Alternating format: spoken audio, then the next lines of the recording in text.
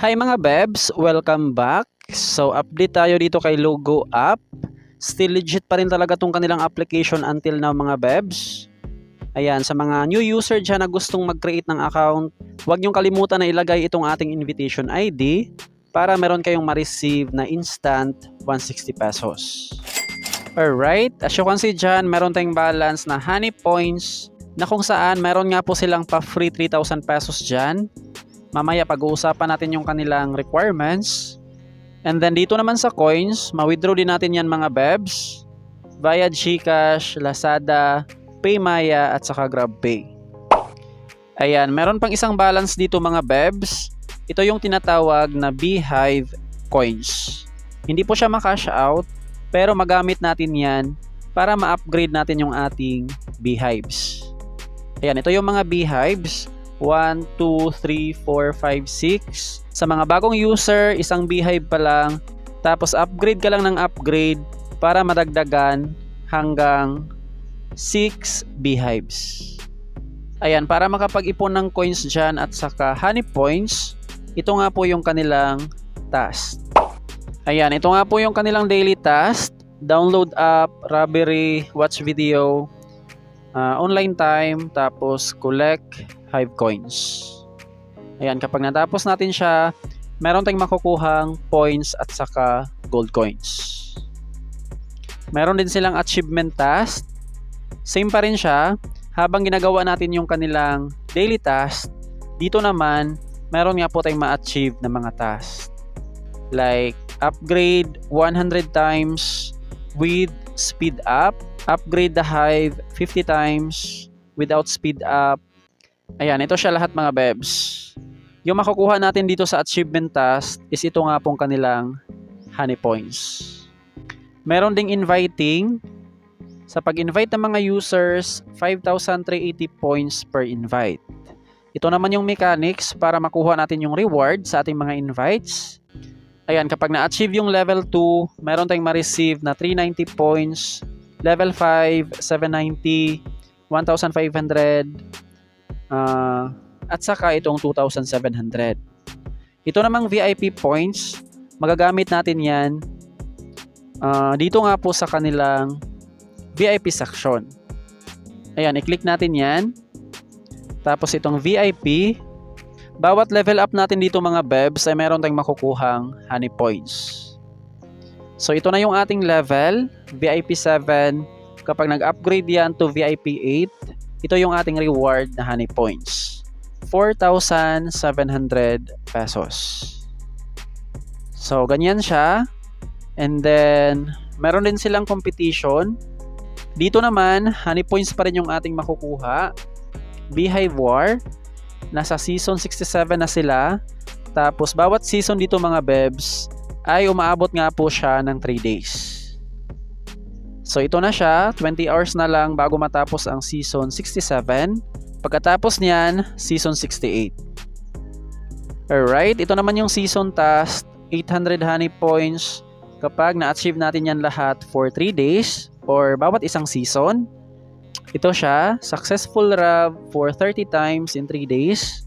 Tapos activity for more than 100 in 3 days. And then lastly, collect 1M gold coins. So dapat na-achieve natin yan bago mag-end yung kanilang season. Next. Yun lang. Meron pa palang ibang ways para makapag-ipon ng mga honey points. Dito sa upgrade, click lang natin yan. Tapos dito sa edit, bawat season mga Bebs, pwede tayong makapag-edit ng ating hive defense. Pag na-edit mo na siya, mag-trial ka lang ng at least 2 trials, tapos upload, meron tayong reward na 160 honey points or 160 pesos. So pagkatapos ng season, available pa rin yan to edit, gawin mo lang ulit siya para makakuha ka pa rin dyan ng 160 pesos. So ang tanong kung paano naman makash out yung ating honey points. Ito yung ating honey points. Dito mga Bebs, pagkatapos natin makakuha ng 3,000 honey points, ay lumabas nga po itong requirements wherein pwede ka nga pong mag-invite or gawin tong kanilang tasking. So yung pinaka-best option dito mga bebs para makapag-cash out agad ay mag-invite ng mga users. Dito kasi sa kanilang task, marami nang nakapag-task dito mga bebs, pero until now hindi pa nila makash out dahil paulit-ulit lang yung kanilang requirements. Ganito kasi yan, sa first requirement 15 times sign in, sa pangalawa naman 10 times, tapos ito yung pangatlo 5 times, and then meron pang last 1 time. So meron nga pong iba na hindi nag-invite tapos natapos nila yung 15, 10, 5 at saka 1 pero bumalik lang sa 5 times. So hindi nga po nila makash out dahil bumalik lang sa 5 times. Alright, ang pinaka-requirements talaga dito mga bebs ay mag-invite ng mga users.